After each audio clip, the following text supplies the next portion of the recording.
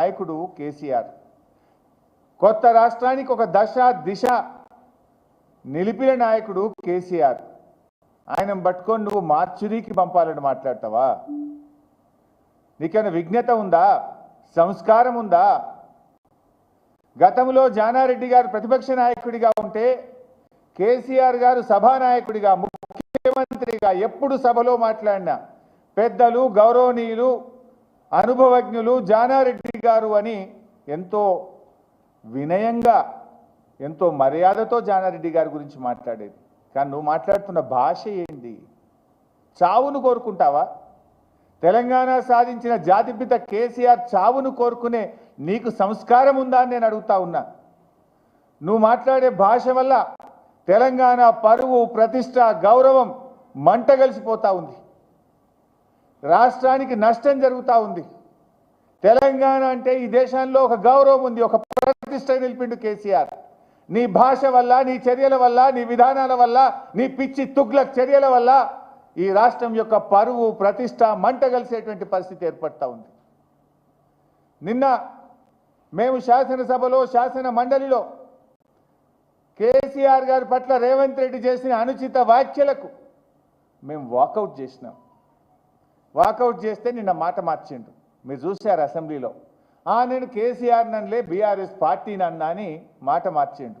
ఒక్కసారి ఆ వీడియో చూద్దాం. ప్రజలకు, ఈ రాష్ట్ర ప్రజలకు నిజాలు తెలవాల్సిన అవసరం ఉంది. బీఆర్ఎస్ పార్టీని అన్నాడా, కేసీఆర్ గారిని అన్నాడా, నిన్న ఏమని మాట మార్చిండో ఒక్కసారి రాష్ట్ర ప్రజలు మీడియా మిత్రులు కూడా చూడాలని నేను కోరుతా ఉన్నా. పెట్టు బాబు. నేనే తప్పు మాట్లాడిన అధ్యక్ష. ఏమన్నా నేను ఆనాడు మీరు అధికారంలో ఉన్నారు, స్టేచర్ ఉండే, తర్వాత ప్రతిపక్షం స్టేచర్ అయిపోయింది, ఆ తర్వాత గుండు సున్నా వచ్చి 8 డిపాజిట్లు పోయినాక మార్చురీలో పోయిందని అన్న అధ్యక్ష. నేనేమన్నా అధ్యక్ష, అందులో తప్పేముంది అధ్యక్ష? బీఆర్ఎస్ ఈరోజు మార్చురీలో ఉందని నేను చెప్పిన అధ్యక్ష. కొంతమంది మా స్ట్రేచర్ పెద్దదని ఇంతకుముందే మా ఎమ్మెల్యేలు చెప్పేసిన స్ట్రేచర్ నాయన స్ట్రెచర్ మీద పోండి, స్ట్రేచర్ నాయన స్ట్రెచర్ మీద పోండి, స్ట్రెచర్ మీద నుంచి మార్చరీకి పోతాడు రేపు పొద్దుగాల. ఇంత స్పష్టంగా మీరు చూసిండ్రు. స్ట్రేచర్ ఉన్న ఆయన స్ట్రెచర్ మీదకి పోయిండు, అక్కడి నుంచి మార్చురీకి పోతాడు అని కేసీఆర్ గారిని ఉద్దేశించి ఏకవచనంతో డైరెక్ట్గా ఆయన యొక్క చావును కోరుకునే విధంగా రేవంత్ రెడ్డి మాట్లాడిండు.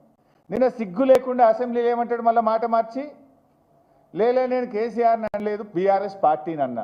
ఇంతకంటే సాక్ష్యం ఇంకోటి కావాలన్నా? 24 గంటల్లోనే మాట మార్చడంలో రేవంత్ రెడ్డి మించినోడు ఇంకోడని ఉంటాడా?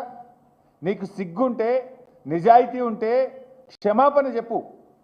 నేను తప్పుగా నోరు జారిన కేసీఆర్ గారిని మార్చురికి పోవాలని ఆయన చావును కోరుకున్నా అని జాతిపిత అయిన కేసీఆర్కు క్షమాపణ చెప్పు. ఏమన్నా ఆయన పెద్ద మనసుతో నిన్ను క్షమిస్తాడు, ప్రజలు క్షమిస్తారు నిన్ను. ఇలా కేసీఆర్ అంటే ఒక వ్యక్తి కాదు, తెలంగాణ రాష్ట్రాన్ని సాధించిన 4 కోట్ల ప్రజల కలలను నిజం చేసిన స్వాప్నికుడు. నువ్వు ఆయన పట్టుకొని ఆ రకమైన భాష మాట్లాడుతావు. నేనేమంటాడు, మళ్ళా మాట మార్చేసిండు. మాట మార్చి నేను అట్లా అన్నానా అని నిన్న మాట్లాడే ప్రయత్నం చేసిండు. అసలు నువ్వు ఎన్ని మాటలు మార్చినావు రేవంత్ రెడ్డి? చెప్తే ఇదంటే చూడు, రాస్తే రామాయణం అంతా, చెప్తే భారతం అంత ఉన్నది నీ కథ.